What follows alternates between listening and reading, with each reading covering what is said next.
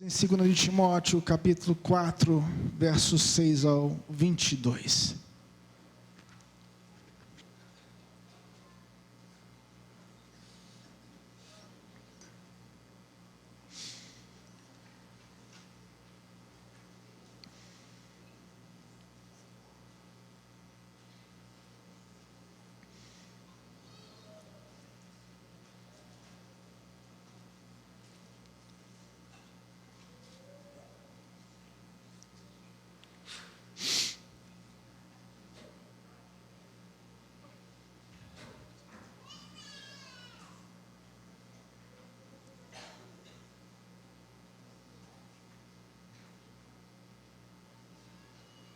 Todos acharam?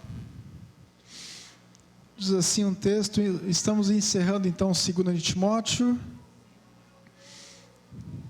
Vamos lá.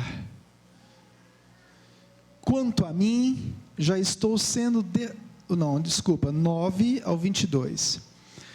Procura vir ao meu encontro o mais depressa possível. Porquanto Demas, havendo amado mais o mundo secular, me abandonou e se foi para Tessalônica, Crescente foi para a Galácia e Tito para a Dalmácia. Somente Lucas está comigo. Toma Marcos e traze-o contigo, pois ele me é de grande auxílio para o ministério. Mandei Tíquico para Éfeso. Quando vieres, traze-me a capa que deixei em Troade, na casa de Carpo, e os livros, principalmente os pergaminhos. Alexandre, que trabalha com bronze, prejudicou-me severamente. O Senhor, com certeza, lhe retribuirá conforme as suas atitudes. Tenhas muita cautela com ele, pois se opôs fortemente às nossas palavras. Na minha primeira defesa, ninguém se fez presente para me ajudar. Pelo contrário, todos me desampararam. Contudo, que isto não lhe seja imputado em juízo. Todavia, o Senhor permaneceu ao meu lado e me abençoou com forças para que, por meu intermédio, a mensagem fosse plenamente proclamada e todos os que não são judeus a ouvissem. E eu fui livrado da boca do leão. Assim, o Senhor me livrará também de toda a obra maligna e me conduzirá a salvo para o seu reino celestial. A Ele seja a glória para todos sempre. Amém. Saúda a Prisca e Áquila e a casa de Onesíforo. Erasto permaneceu em Corinto, mas deixei Trófimo enfermo em Mileto. Apressa-te a vir antes do inverno. Eubulo, Prudente, Lino, Cláudia e todos os irmãos te enviam fraternais saudações. O Senhor seja com teu espírito, a graça seja com todos vós. Senhor, que o teu evangelho seja ministrado aos corações, que o arrependimento venha sobre nós, que Cristo seja formado em nós, no nome santo de Jesus. Amém e amém. Meus irmãos, a vida não é uma caminhada linear. A vida possui altos e baixos. Nós temos 4 estações. Eu, por exemplo, amo o outono, a estação que nós estamos. Por que eu gosto do outono? Porque o outono é um clima mais frio, com um céu mais límpido, são dias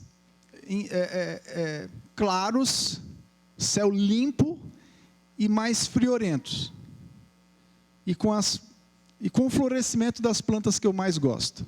Então eu amo o outono.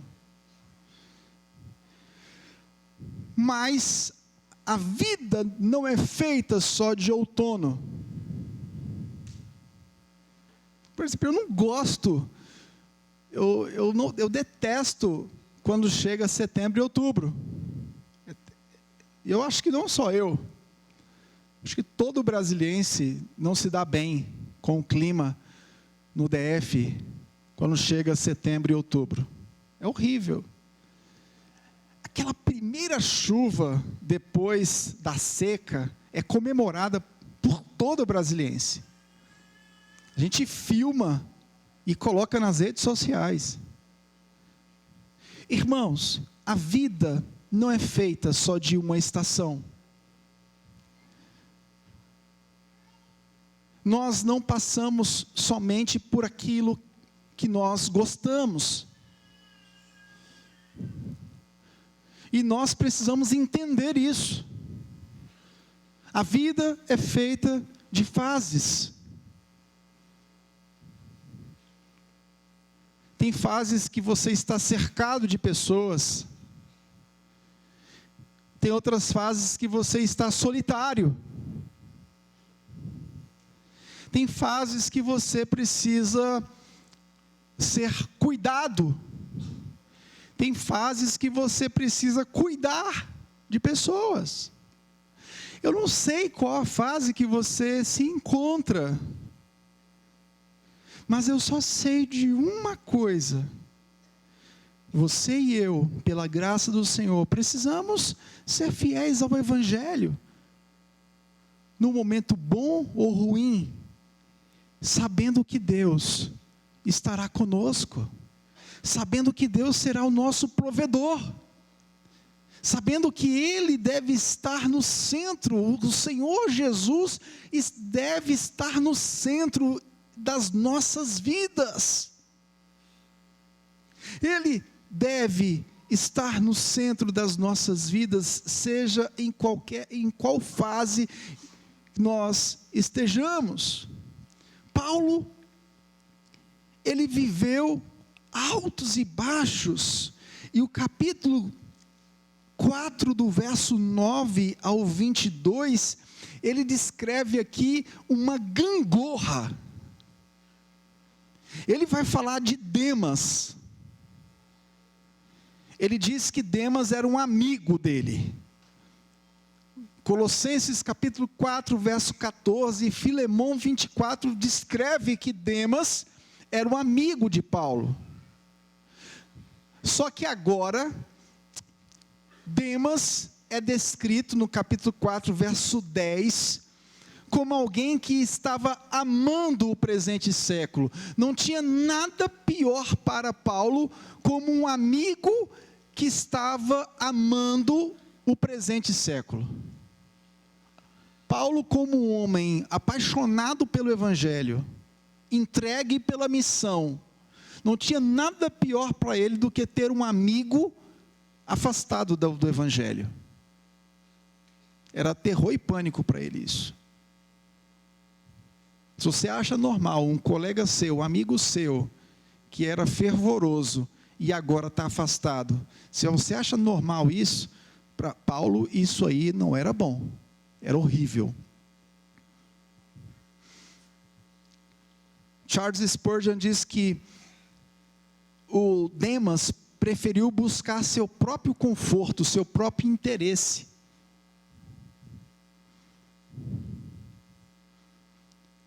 Paulo, ele tinha certeza da morte.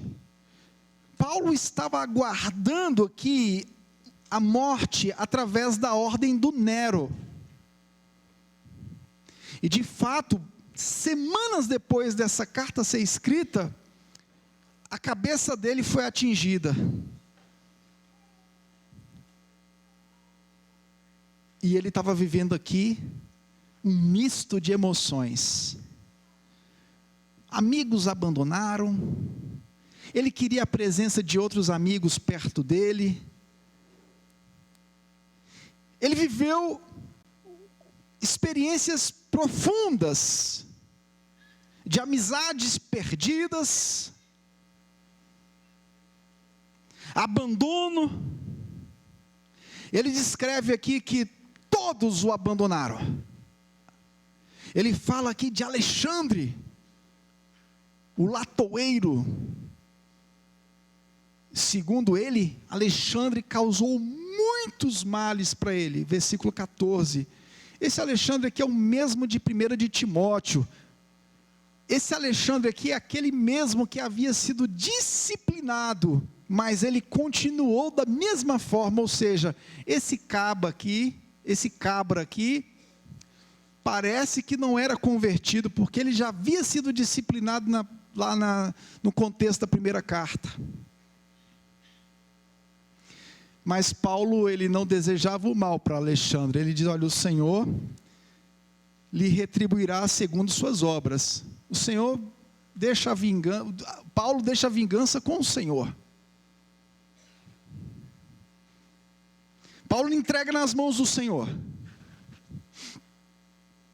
Então Paulo aqui, ele expõe as vísceras do que é o ministério. E ele expõe numa carta. Uma carta que hoje é lida publicamente. Irmãos, as dores, muitas vezes, elas precisam ser expostas. Nós estamos vivendo uma geração que tem uma dificuldade com o sofrimento. Tem dificuldade com a dor, como se nós não pudéssemos mais sofrer, como se não pudéssemos expor, como se tivéssemos que demonstrar uma fortaleza o tempo todo. Isso não é verdade. Olha aqui para mim, faz um favor, olha aqui para mim agora. Não cria essa expectativa com as pessoas, até mesmo dentro de casa, em relação ao seu marido ou à sua esposa, nem em relação ao seu marido, que você vê como uma parte mais, deixa eu pensar na palavra que eu vou usar, na autoridade. Às vezes o seu marido, como a figura de autoridade, ele vai chegar um dia e vai precisar de alguém que o ouça. E esse alguém que vai ouvi-lo é você, mulher. Ou você quer que ele fale para outra pessoa? Ele tem que falar para você. Ele vai precisar expor as dificuldades dele. Paulo aqui está mostrando as vísceras das dificuldades ministeriais dele.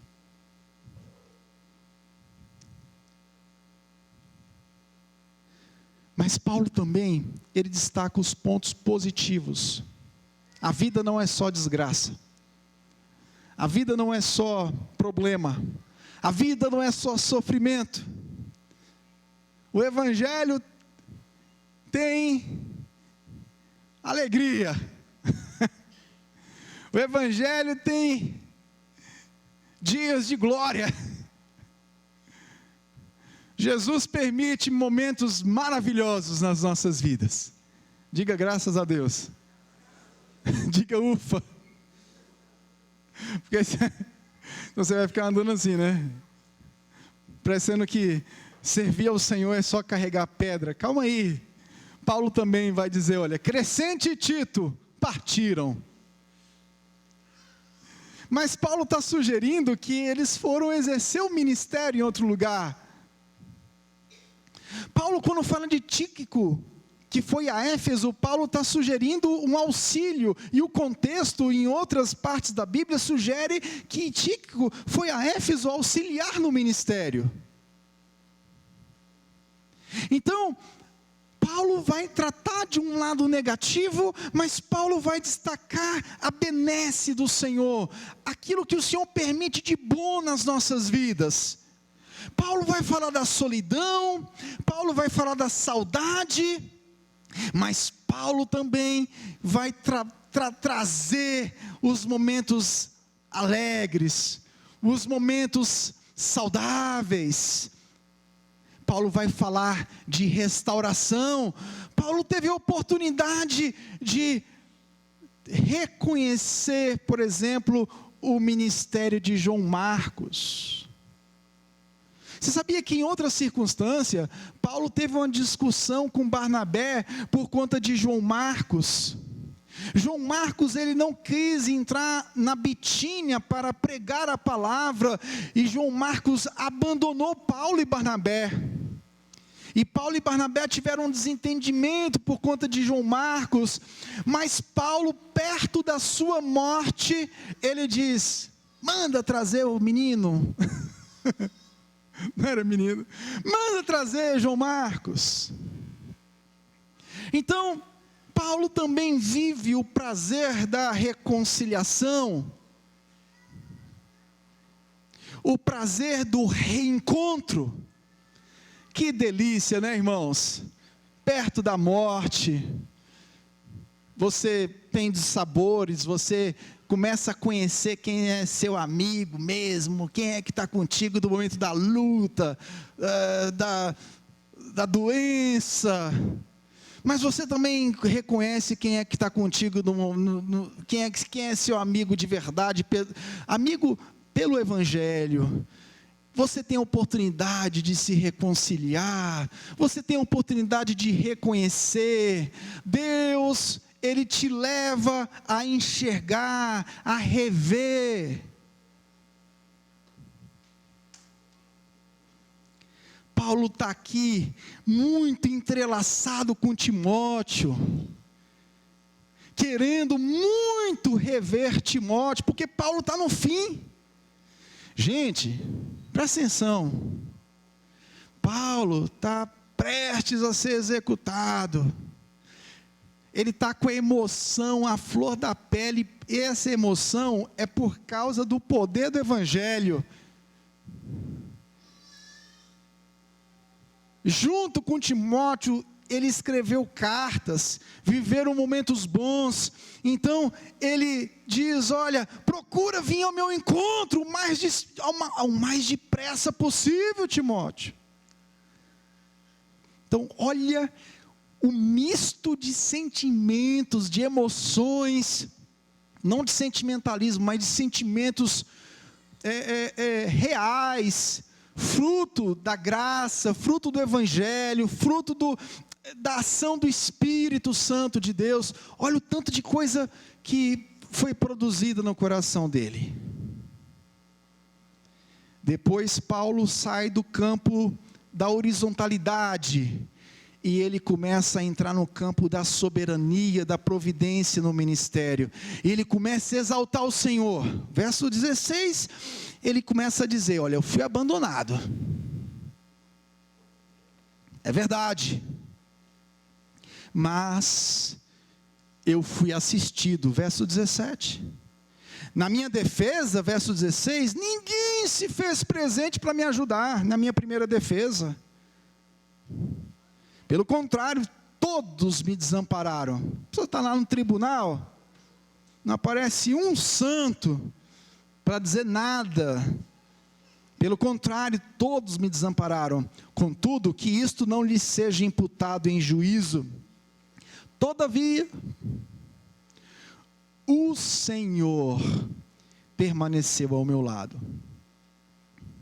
Ou seja, Paulo, ele sai do nível da horizontalidade e ele começa a entrar na exaltação do Deus da sua salvação.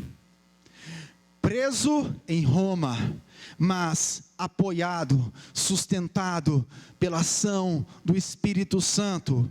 E aqui tem algo essencial. O Senhor permaneceu ao meu lado e me abençoou com forças, para que, esse para que aqui é fundamental no texto, para que, por meu intermédio, a pregação, a mensagem fosse plenamente proclamada. Deus nos renova, o Espírito Santo nos guarda, nos renova, para que a mensagem do Evangelho continue sendo pregada, e todos os que não são judeus a ouçam. E eu fui livrado da boca do leão. O testemunho do Evangelho perante o tribunal seria uma forma desse avanço. Os gentios alcançados, proclamação foi bem sucedida.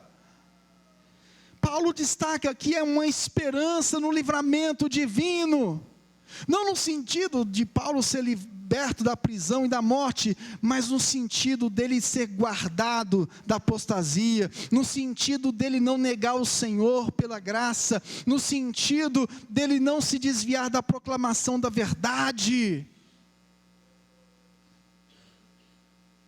Meus queridos, nós podemos passar por muitas situações, mas o Espírito Santo, que foi derramado no dia da nossa conversão, Ele atuará até o último dia, e nos guardará, para que a mensagem, esse para quê é fundamental, o objetivo, esse para quê diz respeito à finalidade, ao objetivo. O Senhor tem uma finalidade na nossa renovação,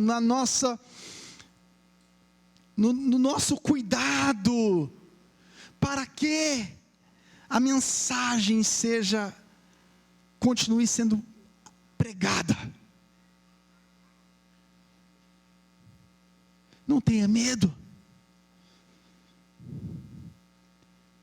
não fique espantado.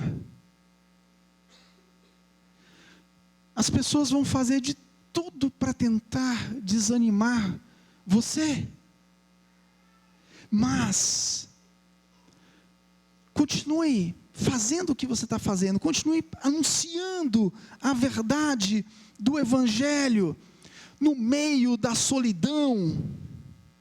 Seja fiel ao Evangelho na solidão. Saiba que o Senhor, o provedor, está contigo. Seja nos momentos bons ou ruins. E aqui eu quero destacar algumas coisas. São 4. A fidelidade ao Evangelho na solidão com o provedor.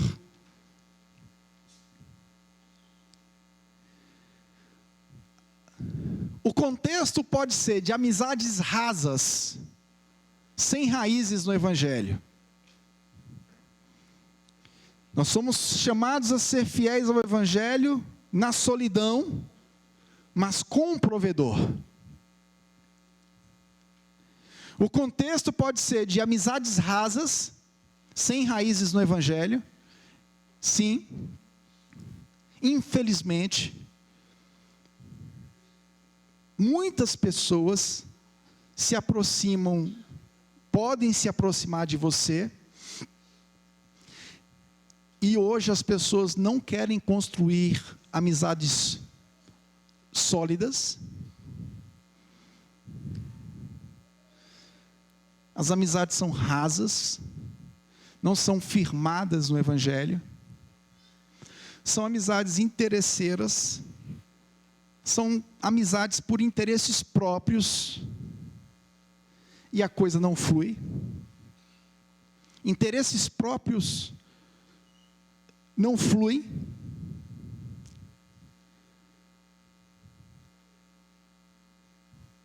Mas você precisa continuar pela graça do Senhor. Não pare. O que atrapalha a missão são os interesses próprios. O que atrapalha a missão é o ego, a vaidade. O que atrapalha muito a missão é a busca por títulos. O que tem atrapalhado a missão é isso. E qualquer coisa, as pessoas rompem amizades. Qualquer motivo, as pessoas cortam os laços.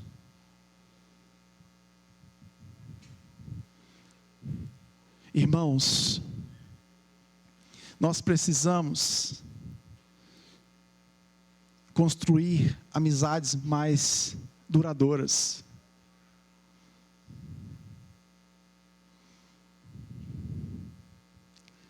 Nós precisamos criar vínculos mais duradouros.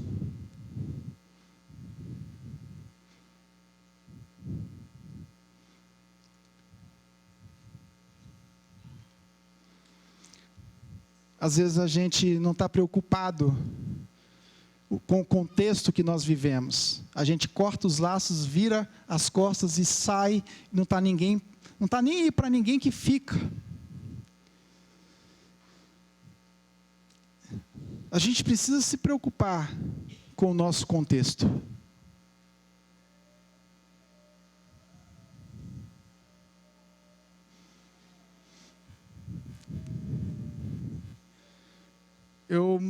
Nós moramos 15 anos aqui nesse condomínio aqui, pertinho aqui da igreja. E vendemos apartamento, mudamos para cá, para casa, compramos a casa. E eu fui me despedir dos moradores.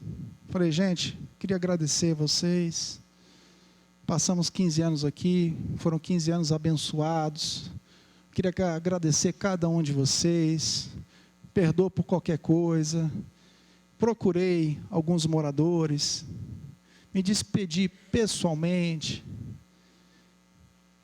e encontro alguns moradores ainda. Por quê? Porque a vida, ela é construída historicamente. Nós não somos aventureiros. Precisamos deixar as portas abertas por onde a gente passa. Poxa, fulano passou por aqui, saiu igual um vapor, não deu nem satisfação. Irmãos, cuidado com os rastros que vocês estão deixando por onde passam. Isso é muito feio e depõe muito contra o cristianismo.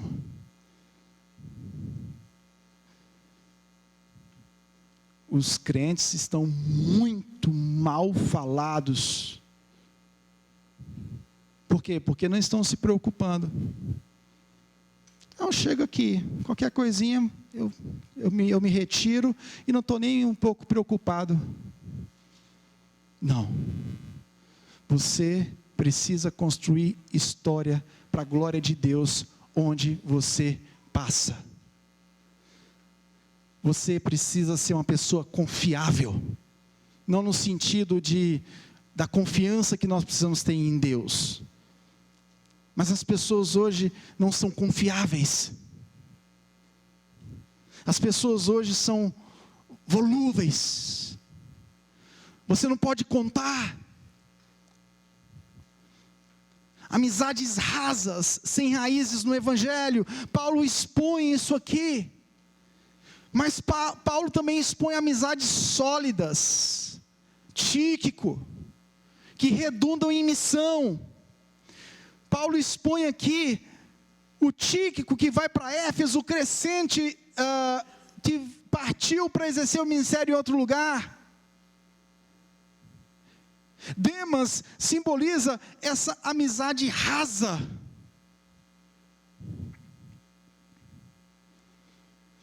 Tíquico, amizade sólida, baseada no Evangelho. Irmãos, nossas amizades precisam durar 30 anos, 40 anos, 50 anos, até a nossa morte. Por conta do ego, da vaidade, a gente não conquistou o que a gente queria, a gente não conquistou o título que a gente queria, então a gente vai lá e corta a amizade. Isso depõe muito contra nós. Nós precisamos mudar essa história para a glória de Deus. Nós precisamos ter amizades sólidas que redundam em missão. Que digam, não, eu estou saindo, mas eu estou saindo porque eu estou indo cumprir a missão em outro lugar, de maneira legal. Saindo pela porta da frente, que eu estou sendo enviado, porque a igreja no Novo Testamento é enviada. A igreja é enviada, apostólica é enviada. Eu tenho vergonha de algumas coisas. Sabe por que eu tenho vergonha de algumas coisas? Porque essa igreja aqui nasceu de forma saudável. Essa igreja aqui foi plantada de modo saudável. Foi plantada com evangelização. Essa igreja aqui não nasceu de divisão. Eu tenho um pavor, pânico disso. Tenho um pavor e pânico disso. Amizades precisam ser construídas, precisam ser sólidas. Nós precisamos desenvolver amizades que vão mais longe. Se a gente fala uma coisa que a pessoa não concorda, a pessoa vai lá e corta a amizade e sai. Se a gente é um pouco mais duro, um pouco mais enfático, Belém, Belém, nunca mais estou de bem. Irmãos, amizades boas são aquelas que a gente diz na lata da pessoa. É melhor você dizer na frente da pessoa do que dizer nas costas. Amizades duradouras é quando você é sim, sim, não, não. Se o teu irmão pecou contra ti, vai até ele. Amizades que duram 50 anos, 60 anos, são amizades que você tem a liberdade de tomar um café e dizer, meu irmão, está acontecendo isso e aquilo, é isso mesmo? Vamos construir amizades sólidas para a glória de Deus. Terceiro lugar, reconstrução de amizades. João Marcos, Paulo diz, traga de volta. Reconstrução de amizades perdidas.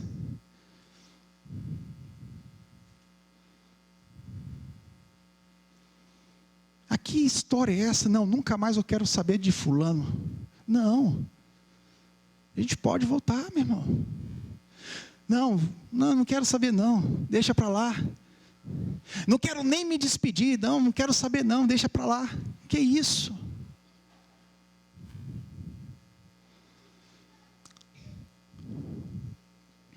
Reconstrução. Reconstrução na área familiar.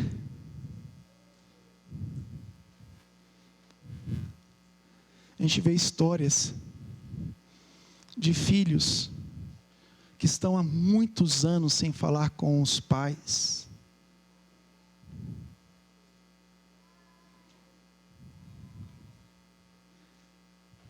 Há muitos anos.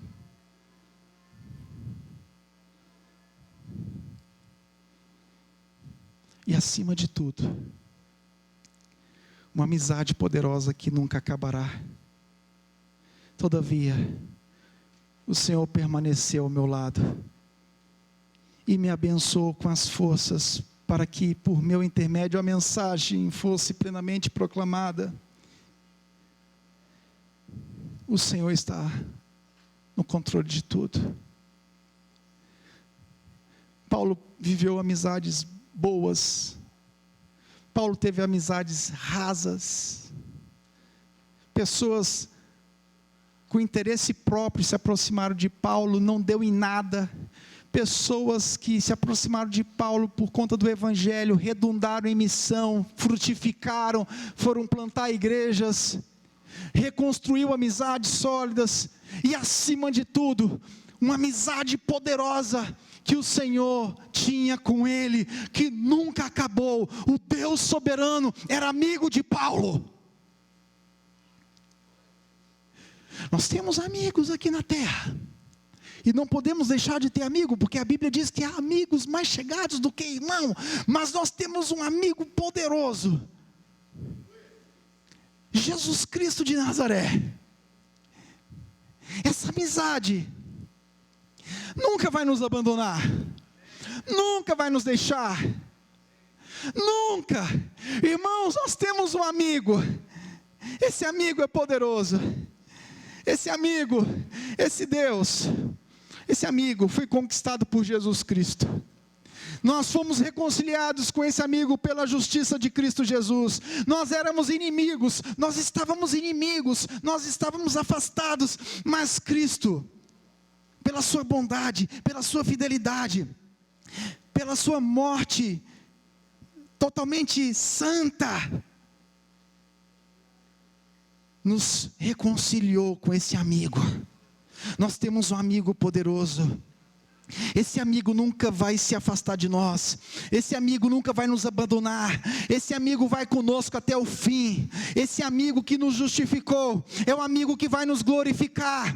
Esse amigo que nos comprou, que nos redimiu, é o amigo que vai consumar a obra que ele começou, porque aquele que começou a boa obra é fiel e justo para consumar, para terminar, para concluir. Esse amigo vai conosco até o fim. Ele não vai largar de nós, ele não vai soltar de nós, ele vai comigo até o fim. Eu não sei o que vai acontecer comigo, eu não sei o que vai acontecer com a minha vida, mas eu só sei que esse amigo não vai soltar de mim. Eu só sei que pela graça do Senhor eu preciso ser fiel a esse evangelho. Em qual contexto de solidão eu viver, eu terei um provedor. Esse provedor vai caminhar comigo.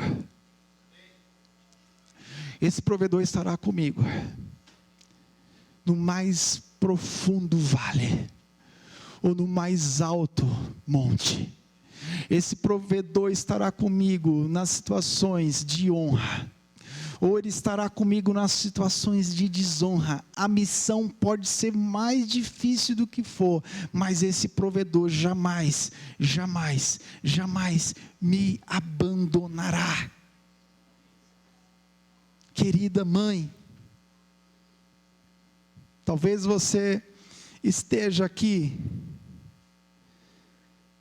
a sua situação talvez não seja das melhores. Você talvez é uma viúva,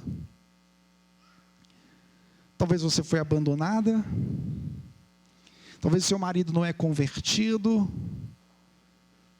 Se você é uma mãe que está tudo bonitinho, glórias a Deus, fique humilde, que eu já vi também algumas mulheres com a vida estabilizadazinha, muito arrogantezinha, que talvez Deus precisa até dar uma batidazinha para ficar mais humilde.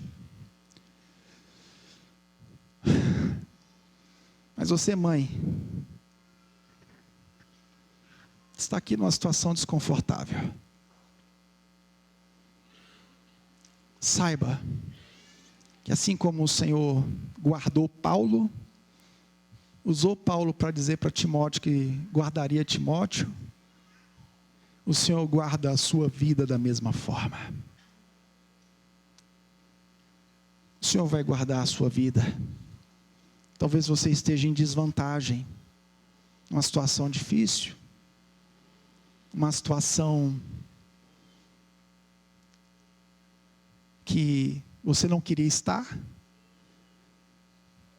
Você e Deus sabem que você queria ter um homem que fosse convertido, que exercesse autoridade. Você não queria ser a coluna na sua casa. Você e Deus sabe que você queria ter um homem que exercesse essa função. Mas saiba de uma coisa: Deus vai cuidar de tudo.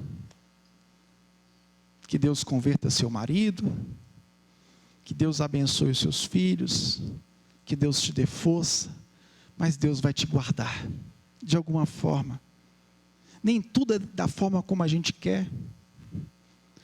O certo seria uma estrutura de marido como autoridade, mulher como submissa, conforme Cristo e a igreja. Mas às vezes tem casos do marido não crente, como a Bíblia própria diz sobre isso. E até mesmo mulheres não crentes. Mas saiba, o Senhor está cuidando de todas as coisas. Eu oro para que Deus converta esses maridos, ou converta essas esposas, e guarde a sua vida, e proteja a sua vida, e coloque a esperança da ressurreição poderosamente na sua vida. Continue firme, continuemos firmes para a glória de Deus, porque Ele está conosco, Ele não vai nos abandonar jamais. Fique de pé e ore comigo agora.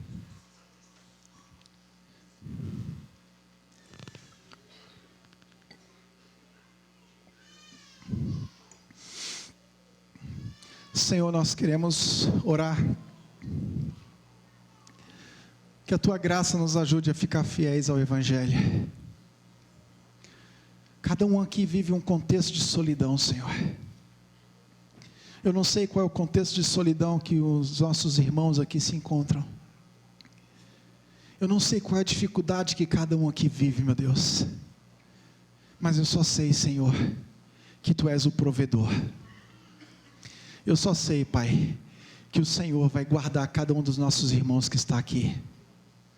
No nome de Jesus, Pai, que essa mensagem fortalecedora vá ao encontro dos nossos irmãos e fortaleça essa pastoral consoladora, vá ao encontro dos nossos irmãos e restaure, e renove, e levante os nossos irmãos nessa noite, no nome santo de Jesus Cristo, é o que eu te peço, amém e amém.